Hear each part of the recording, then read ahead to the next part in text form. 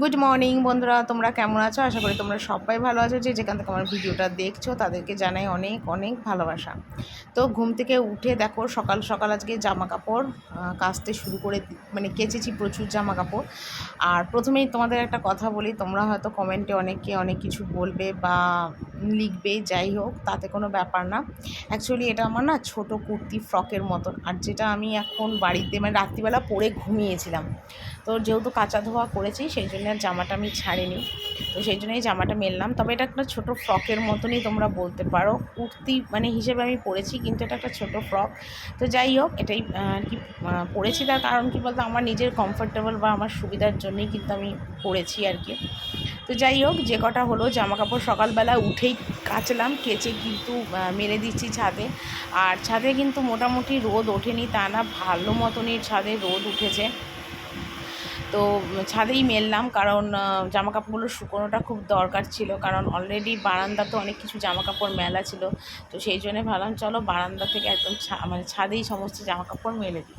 তাই ছাদেই সমস্ত জামাকাপড়টা মেলে দিচ্ছি। আর সব ঘড়িতে মোটামুটি এখন 9টার মতো বাজে, আর 9টাতে এত গরম পড়েছে, এত গরম পড়েছে তোমাদের বলে বোঝাতে পারবো না, এতটাই গরম পড়েছে। তো যাই হোক, এখানে তোমাদের দাদা ভাইয়ের সমস্ত বিছনার চাদর, কাপড়, বালিশ সরষার এই সব আর কি কেচে দিয়েছিলাম। তো কালকে এগুলো ভিজিয়ে রেখেছিলাম সমস্ত, আর আজকে সকালবেলা উঠেই এগুলো কেচে দিলাম। তো যাই হোক, সকালবেলায় আজকে কাঁচা ধোয়া দিয়েই ভিডিওটা স্টার্ট করলাম। তো যাই হোক, এবার আরও অনেক কিছু কাজকর্মও আছে যেগুলো আস্তে আস্তে আর কি করবো, কারণ আমার তো আর কাজের শেষ নেই। আমার একটা ছাড়া অনেক কাজ থাকে, যেগুলো আমি একটার পর একটা টুকটুক করে করি। সাথে আবার ভিডিও করার ব্যাপার থাকে, এটাও মাথার মধ্যে একটা আমার টেনশন থাকে যে ভিডিও করতে হবে, সেটাকে এডিটিং করতে হবে। তো যাই হোক, জামাকাপড় কেচে ধুয়ে এলাম। তারপর দেখো এখানে আমি বসলাম বাসনগুলো গুছোতে।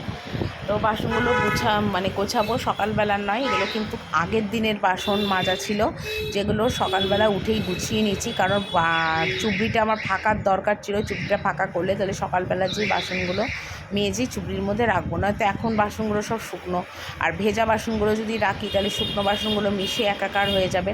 তো সেই কারণের জন্যে কিন্তু আমি এখানে ভেজা মানে কি বলবো, ভেজা বাসনের সাথে এক করবো না বলেই কিন্তু আমি মানে যা বাসনগুলো এখন গুছিয়ে নিচ্ছি আর কি। আর ভিডিওটা আমি এডিটিং করছিলাম আজকে দুপুরবেলা, মানে 3:30 4টের মতন বাজে, তখন এডিটিং করছিলাম। আর প্রচণ্ড আজকে গরম পড়েছে, যার জন্য আজকে ভিডিও করতেও আমি যাইনি, প্রচণ্ড গরম পড়েছে। আর যেদিন আমি ভিডিও করতে যাই সেদিন আর আমার বিকেলবেলা করে এডিটিংটা করা হয় না।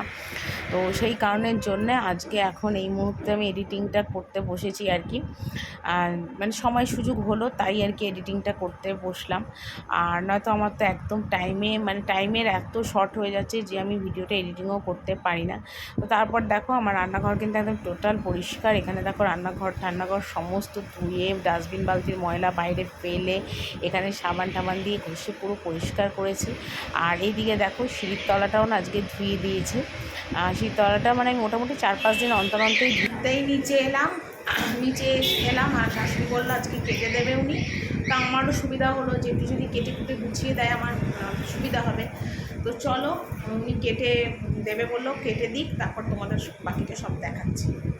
তো এখানে দেখো ডিম হবে, তার জন্য ডিমের ঝোলের আলু কেটে দিয়ে গেছে। আর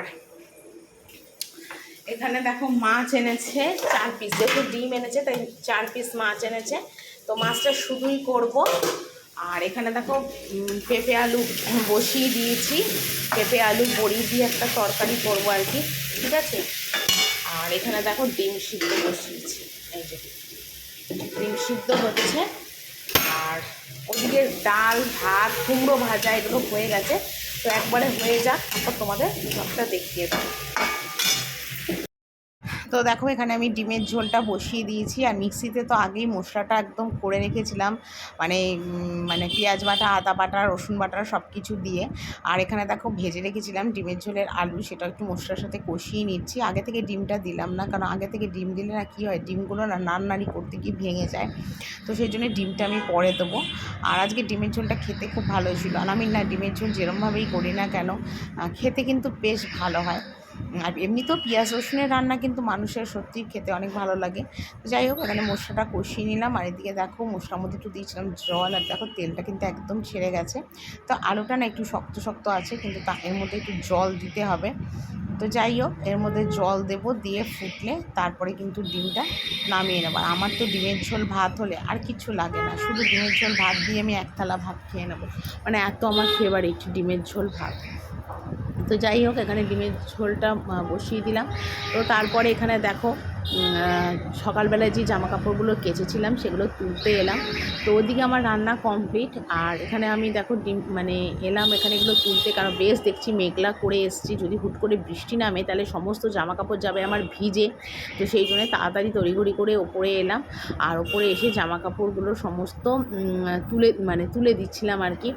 আর তাছাড়া আমি আবার পরে আসবো, মানে ভিডিও টিডিও করার জন্য যদি আসি, তার জন্য আমাকে মানে করতে হয়। কালকে কেচেছিলাম যেগুলো, সেগুলোও শুকিয়ে গেছে, সেগুলোও দেখো তুলে নিচ্ছিলাম। আর বাবুকে এবার বলছিলাম যে ক্যামেরাটা করে দে, কেন বাবু স্নানে এসছে ওপরে। তো বাবু থাকলে বাবুকেই বলি আমি ক্যামেরাটা করে দিতে, তাহলে আমার একটু সুবিধা হয় আর কি। আর নয়তো মানে একা একা ফোন চেয়ারে রেখে, মেঝেতে রেখে, এদিক ওদিক রেখে না ভিডিও করতে খুব অসুবিধা হয়ে যায়। তো যাই হোক, এখানে দেখো অনেক জামা কাপড় সব নিয়ে এখন যাচ্ছি নিচে, আর নিচে গিয়ে এবার সমস্ত জামা কাপড়গুলো ভাঁজ করবো আর কি। কেননা হাতে হাতে করে নেওয়াটাই ভালো, নয়তো দেখতে পেয়েছো কত জামা কাপড়। আর এখন ঘড়িতে মোটামুটি 3:30 বেজে গেছে, 4টের মতন বাজে। তো ভাবলাম একবারে জামা কাপড়গুলো ভাঁজ করে তারপর বঞ্চ একটু রেস্ট করি। আর আমার নাইটিটা আমি ছেড়ে নিয়েছিলাম, কারণ এত গরম লাগছিলো, পুরো ঘেমে আমি স্নান। তো সেই জন্যে নাইটি সব ছেড়ে নিয়ে একদম ভালোভাবে জামা কাপড়গুলো গোছাতে শুরু করলাম। তো চলো বন্ধুরা, আজকের ভিডিওটা এখানেই শেষ করি। সবাই ভালো থেকো, টাটা।